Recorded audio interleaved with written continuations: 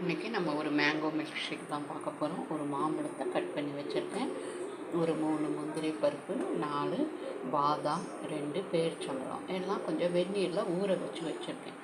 இப்போ இதெல்லாம் நம்ம நல்லா அரைச்சி எடுத்துக்கலாம் மிக்சியில். இப்போ அந்த பாதாம், முந்திரி, மாம்பழம், அதுக்கப்புறம் அந்த பேரிச்சம்பழம் எல்லாம் சேர்த்து அரைச்சி எடுத்துட்டோம். இப்போ இதோடு நம்ம பாலை சேர்த்து ஒரு ஓட்டி எடுத்துடலாம். சுகர் வேணும்னா ஆட் பண்ணிக்கோங்க, பார்த்து ஆட் பண்ணிக்கலாம்.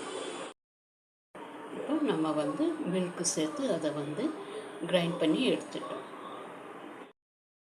ஸோ மாம்பழ மில்க் ஷேக் ரெடி.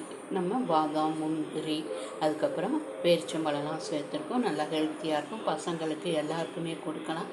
நீங்கள் இதில் என்ன வேணும்னா கொஞ்சம் பேரிச்சம்பழம் எல்லாமே கட் பண்ணி ஆட் பண்ணிக்கலாம். நான் சுகர் சேர்க்கலை, ஏன்னா அந்த மாம்பழத்தில் உள்ள ஸ்வீட்டு கொஞ்சம் இனிப்பாக தான் இருந்தது. 2 பேரிச்சம்பழம்லாம் சேர்த்ததுனால நான் சுகர் சேர்க்கலை. நீங்கள் சின்ன பசங்களுக்கு கொடுக்குறா இருந்தால் சுகர் சேர்த்து கொடுக்கலாம். ஸோ மாம்பழ மில்க் ஷேக் ரெடி. இந்த ரெசிபியை ட்ரை பண்ணி பாருங்கள், எப்படி இருக்குன்னு சொல்லுங்கள். நம்ம சேனலை சப்ஸ்கிரைப் பண்ணுங்கள். தேங்க்யூ.